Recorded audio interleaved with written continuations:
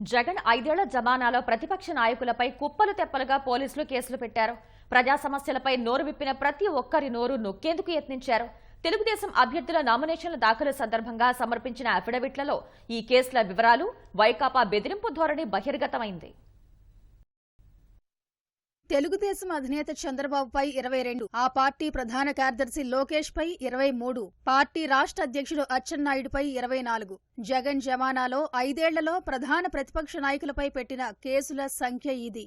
అధికారం చేపట్టిన మరుసటి రోజు నుంచే పోలీస్ వ్యవస్థను, యంత్రాంగాన్ని గుప్పెట్లో పెట్టుకున్న జగన్ ప్రతిపక్ష నేతలపై ఎడాపెడా కేసులు పెట్టించారు. అడుగు తీసి అడుగేస్తే కేసు, నిరసన తెలిపినా కేసు, ప్రభుత్వ ప్రజా వ్యతిరేక విధానాలకు వ్యతిరేకంగా ఆందోళనకు పిలుపునిస్తే ముందస్తు నిర్బంధం కింద ఇంకో కేసు, సామాజిక మాధ్యమాల్లో పోస్టు పెడితే కేసు, వైకాపా నాయకులు రాష్ట్ర ప్రభుత్వ అరాచకాల బారిన పడ్డ బాధితుల తరఫున గళమెత్తితే మరో కేసు, ఇలా ఒక్కొక్కరిపై పదుల సంఖ్యలో బనాయించారు. అసలు సంఘటనా స్థలంలోనే లేని విపక్ష నాయకులపై, అధికార పార్టీ నాయకుల చేతిలో దాడికి గురైన ప్రతిపక్ష నాయకులపైన హత్యాయత్నం సెక్షన్లు బనాయించారు. ఎస్సీ, ఎస్టీ అట్రాసిటీ నిరోధక చట్టాన్ని దుర్వినియోగం చేశారు. విపక్ష నాయకులను వేధించేందుకు సిఐడి, ఏసీబీలను వాడేశారు. ప్రస్తుతం సార్వత్రిక ఎన్నికల్లో తెదేపా తరఫున పోటీ చేస్తున్న పలువురు అభ్యర్థులు సమర్పించిన అఫిడవిట్లను పరిశీలిస్తే అధికార పార్టీ బెదిరింపు ధోరణి స్పష్టమవుతోంది. 2019కు ముందు వీరిలో కొంతమందిపై అసలు కేసులే లేకపోగా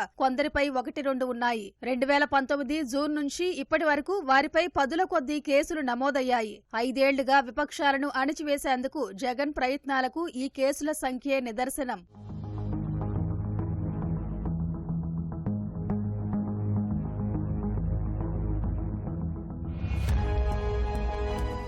తెదేపా అధినేత చంద్రబాబుపై 5 ఏళ్లలో ఏకంగా 22 కేసులు పెట్టారు. వీటిల్లో సిఐడి పెట్టినవే 8 ఉన్నాయి. అంగళ్లలో చంద్రబాబుపై దాడి చేయడమే కాక తిరిగి ఆయనపైనే హత్యాయత్నం కేసు పెట్టారు. అనంతపురం, గుంటూరు, ఎన్టీఆర్, పల్నాడు, కర్నూలు, తిరుపతి, విజయనగరం, కృష్ణా, విశాఖ, నంద్యాల జిల్లాల్లోని వివిధ స్టేషన్లలో ఆయనపై కేసులున్నాయి. విజయనగరం జిల్లా నెల్లిమర్లలో విజయసాయిరెడ్డి వాహనంపై చంద్రబాబు సూచనలతో తెదేపా శ్రేణులు రాళ్లు, చెప్పులు విసిరి అద్దాలు పగలగొట్టి హత్యకు ప్రయత్నించారంటూ కేసు నమోదు చేశారు. అనంతపురం జిల్లా కళ్యాణదుర్గంలో మంత్రి ఉషశ్రీ చరణ్ పర్యటన నేపథ్యంలో ట్రాఫిక్ లో చిక్కుకుని ఆస్పత్రికి వెళుతున్న చిన్నారి మృతి చెందారంటూ సామాజిక మాధ్యమాల్లో పోస్టులు పెట్టారని కేసు నమోదైంది. కోవిడ్ 2వ దశలో 440K వేరియంట్ గురించి ప్రజల్లో భయాందోళనలు సృష్టించారని చంద్రబాబుపై కేసు నమోదైంది. కోవిడ్ వ్యాక్సిన్లు అందుబాటులో లేవని చంద్రబాబు చెప్పినందుకు విజయవాడ సూర్యారావుపేట ఠాణాలో కేసు నమోదు చేశారు. ఉచిత ఇసుక పాలసీపై చంద్రబాబు హయాంలో తీసుకున్న విధానపరమైన నిర్ణయంతో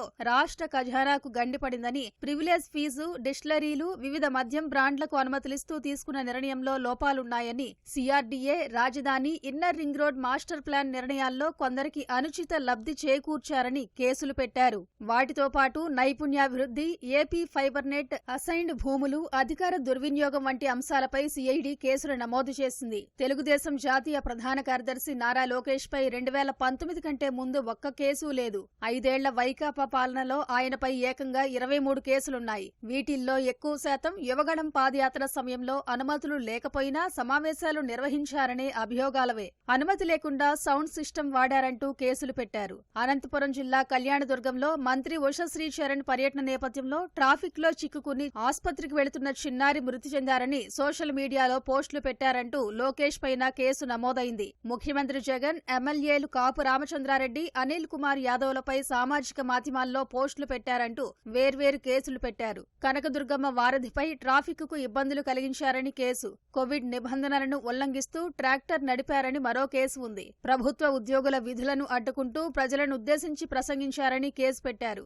Amaravati inner ring road alignment కు సంబంధించి సిఐడి కేసు ఉంది. తెదేపా శాసనసభాపక్ష ఉపనేత, తెదేపా రాష్ట్ర అధ్యక్షుడు అచ్చెన్నాయుడుపై మొత్తం 24 కేసులుండగా వాటిల్లో 21 వైకాపా హయాంలో నమోదైనవే. 11 కేసులు నేరానికి పాల్పడే అవకాశముందంటూ సిఆర్పీసీ 151 సెక్షన్ కింద ముందస్తు అరెస్టులకు సంబంధించినవే. అల్లర్లకు పాల్పడేలా, పోలీసుల మనోభావాలు దెబ్బతీసేలా ప్రజలను రెచ్చగొట్టారంటూ ఆయనపై కుప్పం స్టేషన్ పరిధిలో కేసు నమోదైంది. వైకాపా ఎంపీ విజయసాయిరెడ్డి వాహనంపైకి రాళ్లు, తాగునీటి సీసాలు విసిరి కారు అద్దం పగలగొట్టారని, ఏకంగా హత్య హత్యాయత్నం కేసు పెట్టారు. పోలీసుల విధులకు ఆటంకం కలిగించారని, కోవిడ్ నిబంధనలు ఉల్లంఘించారని, కోవిడ్ 440K వేరియంట్ వైరస్ వ్యాపిస్తోందంటూ భయాందోళనలు సృష్టించారని, పంచాయతీ ఎన్నికల్లో బెదిరింపులకు పాల్పడ్డారనే అభియోగాలపై వివిధ సెక్షన్లలో కేసులు నమోదయ్యాయి. ఇవి కాకుండా నైపుణ్యాభివృద్ధికి సంబంధించి సిఐడి కేసు, ఈఎస్ఐ మందుల కొనుగోలులో ఏసీబీ కేసు ఉంది. మత ఘర్షణలు రెచ్చగొట్టారని మరో కేసు పెట్టారు.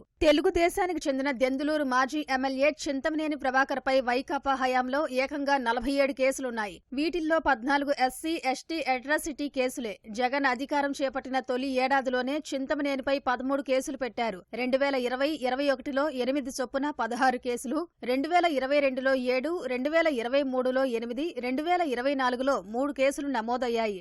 దెందులూరు, పెదపాడు, పెదవేగి, ఏలూరు 3వ పట్టణం, చింతలపూడి, ధర్మాజీగూడెం పోలీస్ స్టేషన్లలో ఈ కేసులున్నాయి. బెదిరింపులకు పాల్పడ్డారని, అక్రమంగా నిర్బంధించారని, ఆయుధాలతో దాడులు చేశారని కేసులు పెట్టారు. నేరానికి పాల్పడే అవకాశముందని సిఆర్పిసి 151 సెక్షన్ కింద ముందస్తు అరెస్టులకు సంబంధించిన 6 కేసులు చింతమనేనిపై ఉన్నాయి. సిఐడి కేసు ఉంది. గతేడాది భీమవరంలో లోకేష్ యువగళం పాదయాత్రపై వైకాపా మద్దతుదారులు సీసాలు, రాళ్లతో దాడి చేశారు. ఈ సంఘటనలో పోలీసులు, తెదేపా కార్యకర్తలకు గాయాలయ్యాయి. నిందితులను వదిలేసి వైకాపా వారి ఫిర్యాదు మేరకు అసలు సంఘటనా స్థలంలోనే లేని చింతమనేని సహా మరికొందరిపై హత్యాయత్నం కేసు పెట్టారు.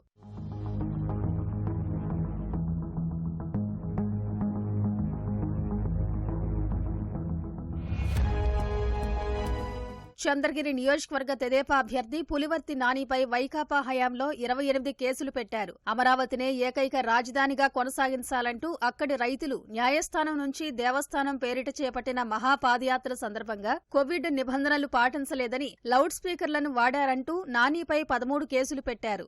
ఒకే రాజధాని కావాలి, 3 రాజధానులు వద్దు అని నినదించినందుకు, ప్రభుత్వ వ్యతిరేకంగా గళమెత్తినందుకు లోకేష్ యువగళం పాదయాత్రలో అనుమతి లేకుండా మైకులు వాడి ఇబ్బంది కలిగించారని కేసులు నమోదు చేశారు. కోవిడ్ నిబంధనలు ఉల్లంఘించి ధర్నా చేశారని పలు కేసులు నమోదయ్యాయి. మచిలీపట్నం తెలుగుదేశం అభ్యర్థి కొల్లు రవీంద్రపై నమోదైన 25 కేసులు వైకాపా హయాంలో పెట్టినవే. నేరం జరగకుండా ముందస్తు నిర్బంధం పేరిట సిఆర్పిసి 151 సెక్షన్ కింద 11 కేసులున్నాయి. ప్రభుత్వ నిధులు దుర్వినియోగం చేశారని సిఐడి కేసు నమోదు చేసింది. ఎస్సీ, ఎస్టీ అట్రాసిటీ చట్టం కింద మరో కేసు, హత్యాయత్నానికి కుట్ర చేశారంటూ ఇంకో కేసు, ప్రభుత్వ అధికారుల విధులకు ఆటంకం కలిగించారని, ట్రాఫిక్ కు అంతరాయం కలిగించారని, సర్వే రాళ్లు ధ్వంసం చేశారని, ప్రభుత్వ అధికారుల విధులకు ఆటంకం కలిగించారని, పురపాలక ఎన్నికల్లో అనుమతి లేకుండా వాహనంతో ప్రచారం చేశారని, పోలీస్ విధులకు ఆటంకం కలిగించారని, చట్టవిరుద్ధంగా గుమికూడారని, కోవిడ్ నిబంధనలు పాటించలేదనే ఆరోపణలతో ఎక్కువ కేసులున్నాయి.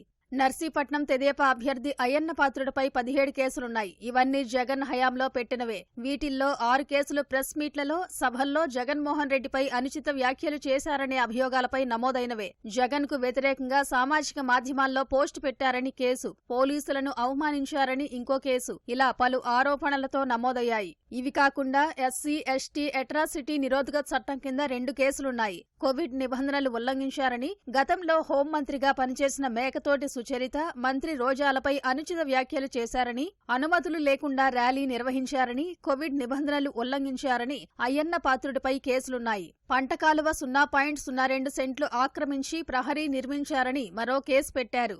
పుంగనూరు తెదేపా అభ్యర్థి చల్లా రామచంద్రారెడ్డిపై 5 ఏళ్లలో ఏకంగా 17 కేసులు పెట్టారు. వీటిల్లో ఎక్కువ కేసులు పోలీసులు, ఇతర ప్రభుత్వోద్యోగుల ఫిర్యాదులపై నమోదైనవే. పుంగనూరులో చంద్రబాబు పర్యటనను అడ్డుకునేందుకు వైకాపా నాయకులు ప్రయత్నించిన సంఘటనకు సంబంధించిన వ్యవహారంలో చల్లా బాబుపై ఏకంగా 3 హత్యాయత్నం కేసులు నమోదయ్యాయి. పొన్నూరు తెదేపా అభ్యర్థి ధూళిపాళ్ల నరేంద్రపై 16 కేసులున్నాయి. ఇవన్నీ వైకాపా పాలనలో పెట్టినవే. సంఘం డైరీకి సంబంధించి ఏసీబీ కేసు, హత్యాయత్నం కేసు వీటిలో ఉన్నాయి. చట్టవిరుద్ధంగా గుమికూడారని, అల్లర్లకు పాల్పడ్డారని, ప్రభుత్వ ఉద్యోగి విధులకు ఆటంకం కలిగించారన్న కేసులతో పాటు నేరం జరగకుండా ముందస్తు నిర్బంధం పేరిట సిఆర్పిసి 151 సెక్షన్ కింద నమోదు చేసిన కేసులున్నాయి. ఉండి తెదేపా అభ్యర్థి రఘురామకృష్ణరాజుపై 5 ఏళ్లలో 11 కేసులు పెట్టారు. వీటిల్లో 8 కేసులు విద్వేషాలు రెచ్చగొట్టేలా టీవీ ఛానళ్లలో మాట్లాడారనే అభియోగాలపై నమోదైనవే. ఎస్సీ, ఎస్టీ అట్రాసిటీ నిరోధక చట్టం కింద ఆయనపై 2 కేసులున్నాయి. రాష్ట్ర ప్రభుత్వంపై విమర్శలు చేసినందుకు గాను ఆయనపై రాజద్రోహం కేసును సిఐడి పెట్టింది. పులివెందుల తెదేపా అభ్యర్థి బీటెక్ రవిపై 9 కేసులు పెట్టారు. పులివెందుల నియోజకవర్గంలో దళిత మహిళ నాగమ్మ మృతి సంఘటనపై ధర్నా చేశారనే కారణంతో రివర్సులో ఆయనపై ఎస్సీ ఎస్టీ అట్రాసిటీ చట్టం కింద కేసు పెట్టారు. అధికారుల విధులకు ఆటంకం కలిగించారని, రాళ్లు విసిరారని, అనుమతి లేకుండా ప్రదర్శనలు చేశారనే కారణాలతో కేసులు నమోదయ్యాయి. బనగానపల్లె తెదేపా అభ్యర్థి బీసీ జనార్దన్ రెడ్డిపై 9 కేసులున్నాయి. ఇవన్నీ 5 ఏళ్లలో జగన్ పాలనలో పెట్టినవే.